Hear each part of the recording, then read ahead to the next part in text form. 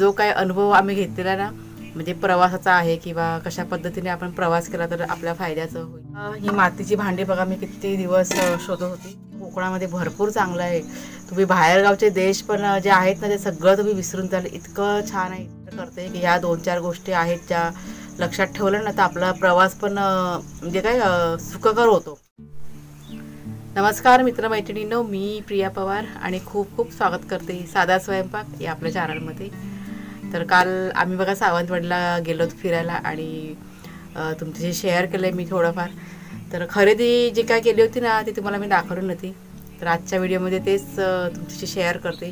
फारसं काही घेतलं नाही, एक 4-5 वस्तू आहेत त्या तुम्हाला दाखवते आणि जो काही अनुभव आम्ही घेतलेला ना, म्हणजे प्रवासाचा आहे किंवा कशा पद्धतीने आपण प्रवास केला तर आपल्या फायद्याचं होईल, ह्या 2-4 गोष्टी तुमच्याशी शेअर करते मी। तर चला सुरुवात करूया। हे मला खूप आवडलं, हे बघ ना।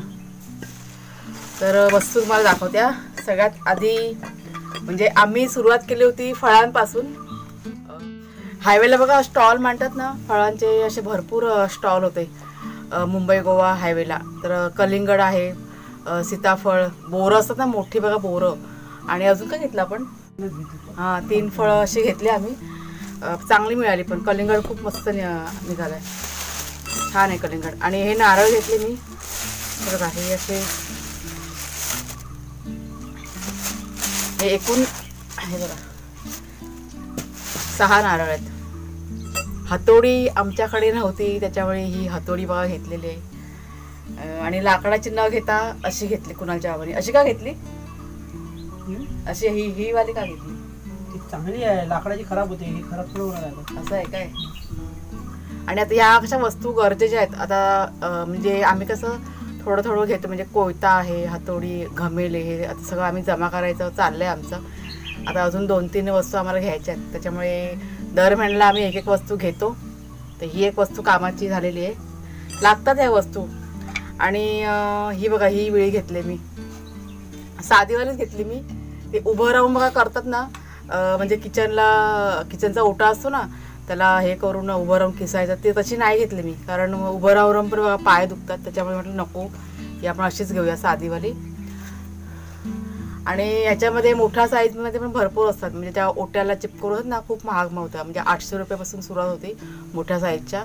आणि लहान जी सांगितली ना, म्हणजे समजा ना एवढी असेल, ह्याच्यापेक्षा थोडीशी मोठी असेल, ती काहीतरी 400 रुपयाला सांगितली। आता ही 200ला घेतली मी, पाता वगैरे चांगलं आहे पण,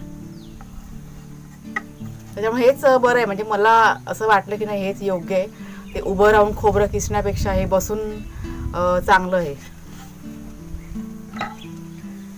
आणि हे 2 लाकडाचे चमचे घेतले, स्पून, म्हणजे माझ्याकडे कसे आहेत त्याच्यामुळे मी जास्त काही घेतलं नाही, हे 2च घेतले, आवडले मला म्हणून। घरी माझ्या अजून 3 आहेत असे लाकडाचे आणि हे 2, म्हणजे एकूण 5 चमचे झाले आता मला। त्यातले पण काय एकच मी यूज करते आणि बाकी 2 तर असे पडूनच आहेत, पण हे आता वापरीन, पण हे चांगले वाटतात। हे मला वाटतं काहीतरी कितीला आहेत, 80 रुपये काय? नाही 80 नाही, 40 का 100 रुपये दिले मी त्यांना, 40 आणि 60 रुपये असे काहीतरी आहेत। खूप होता हो, शॉपिंग करायला गेलं ना भरपूर वस्तू होत्या, पण कशा सगळ्याच वस्तू काय स्वस्त नसतात, खूप महाग पण आहेत वस्तू तिथे। आणि नंतरला ही मातीची भांडी बघा मी किती दिवस शोधत होती।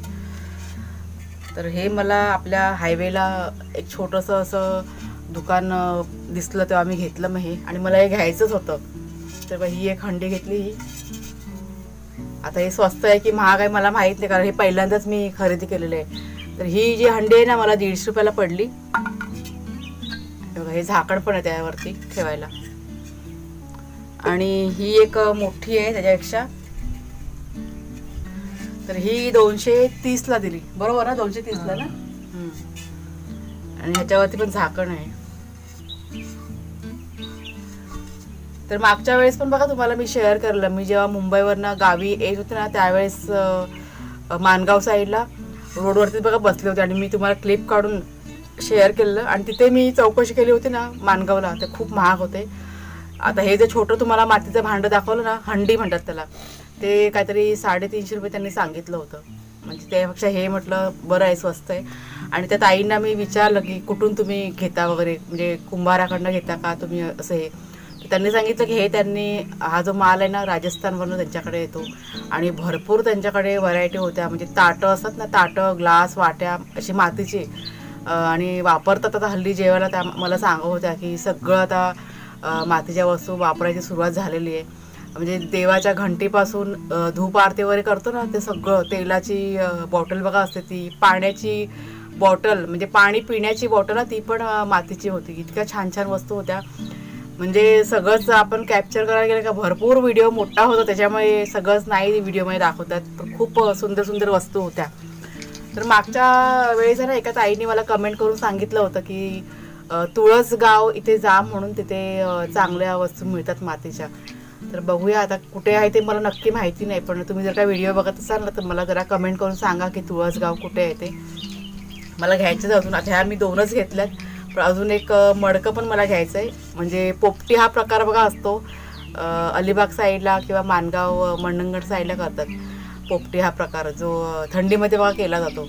नॉनव्हेजमध्ये पण असतो आणि व्हेजमध्ये पण असतो. तर तसं इथे कधी करण्याचं म्हणजे झालं तर म्हटलं उपयोगी पडेल. आणि बिर्याणीसाठी मध्ये पण मला उपयोग होईल. आवडतात मला मातीची भांडी भरपूर, त्याच्यामुळे घेतली ही 2 भांडी. बस इतकंच. तर प्रवासाबद्दल बघा थोडंसं बोलते मी तुमच्याशी. कुणालचे बाबा आणि मी आमचं मगाशी बोलणं झालं प्रवासाबद्दलच. म्हणजे आपण जेव्हा जातो ना कुठं फिरायला वगैरे, म्हणजे इथे गावी आहे सांगते, म्हणजे कोणत्या पण गावी कोकणामध्ये कुठेही, तर गाडी असेल ना तर खूप बरं पडतं प्रवास करायला. नाहीतर एस टीने खूप भारी पडतं. एस टी कशी टाईम टू टाईम बघा एस टी असतात, लिमिटेड असतात एस टी पण, आणि वेळ मग आपल्याला पुरत नाही. त्याच्यामुळे प्रवासाचं म्हटलं ना का मग गाडीने बेस्ट पडतं. मग वेळ आपला वाचतो. आणि आता रस्त्यांचं सांगते मी, कोकणामध्ये राजापूरच्या पुढे ना आता जे रस्ते झालेले आहेत ना, मुंबई गोवा हायवे हा खूप चांगला रस्ता झालेला आहे. मुंबईकडे जाताना जो रस्ता आहे तो थोडासा खराब आहे. म्हणजे काम वगैरे चालू आहे, अजून काही फारसं काही तिकडे म्हणजे नाही बरोबर रस्ता तो. त्याच्यामुळे रस्ते आपल्याकडे आता चांगले झालेले आहेत. राजापूरच्या पुढे आपण प्रवास करायला बघा जातो, मॅपवर टाकलं का सगळं म्हणजे माहिती पडतं आपल्याला. आता आम्ही सावंतवाडीला बघा गेलो होतो ना, आम्हाला काही माहिती नव्हतं. मॅपवरती सरळ टाकलं होतं कुणालने आणि तसं मग हे करत गेलो मग आम्ही. आता आम्ही पण कसं ठरवलेलं आहे की महिन्यातनं एकदा तरी निदान आजूबाजूची जवळजवळची गावं आहेत ना तिथे जायचं. आता सावंतवाडी झाले, मागच्या वेळेला आपण कुठे गेलो, देवबाग आम्ही झालेलं आहे करून. आणि आता मध्ये आपण गेलो ना, कुठे गेलो, मालवण. मालवण म्हणजे ते देवबाग वगैरे, मालवण नाही ते तारकर्ली वगैरे, ते कुणालच्या बर्थडेला गेलो आपण मालवणमध्ये ना, तारकर्लीला वगैरे कुणालच्या वाढदिवसाला गेलो.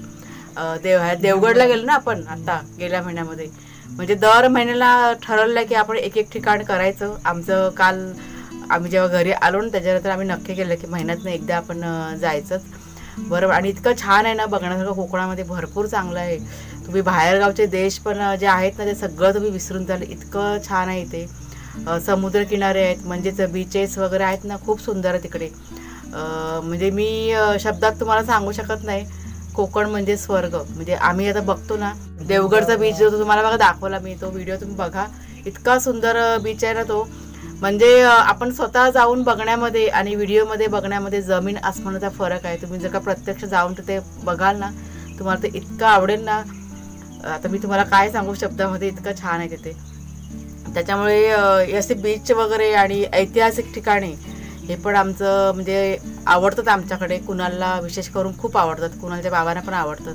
त्याच्यामुळे आम्ही असं सहसा बघतो की ऐतिहासिक ठिकाणी म्हणजे गड किल्ले असं काय असेल ना ते कॅप्चर करायचा आमचा प्रयत्न असतो.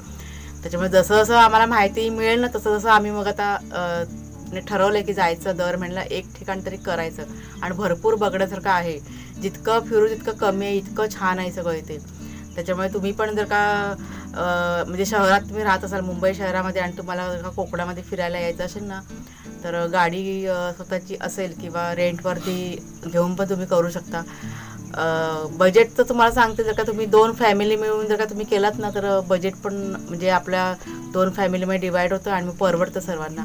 त्याच्यामुळे गाडी बेस्ट आहे फिरायला जायचं असेल कोकणात तर. कारण अंतराने इथे भरपूर आहे, म्हणजे लांबत असतं ना प्रत्येक ठिकाणी, जवळजवळ नसतं. त्याच्यामुळे गाडी असेल तर खूप बरं पडतं आपल्याला, इझी जातं.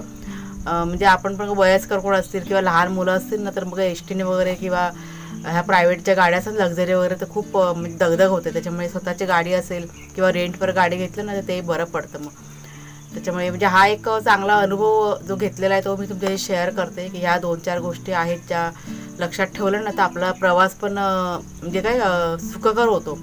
आता काल पण आम्ही आलो सावंतवाडीवरनं, आम्हाला इतकं चांगलं वाटलं ना, खूप मस्त वाटलं. 1-4च्या दरम्यान आम्ही घरी आलो आणि घरी आल्यानंतर थोडा आराम केला आणि मग बाकीचं जे काय होतं ते रुटीन आम्ही केलं. त्याच्यामुळे फारसं असं काही दगदग वाटली नाही आम्हाला. आता पुढच्या महिन्यात आम्ही ठरवतोय राजापूर जायचा विचार आहे. बघू आता कसं जमतंय ते, आणि गेलो तिकडे तर तुमच्याशी नक्की मी शेअर करीन. तर चला मित्रमैत्रिणींनो, व्हिडिओ आता आजचा मी इथेच संपवते. तुम्हाला जर का आवडला असेल आजचा व्हिडिओ तर जरूर लाईक करा, शेअर करा. नवीन असाल तर सबस्क्राईब करा चॅनलला. पुन्हा आता आपण पुढच्या व्हिडिओमध्ये भेटूया. तोपर्यंत खूप खूप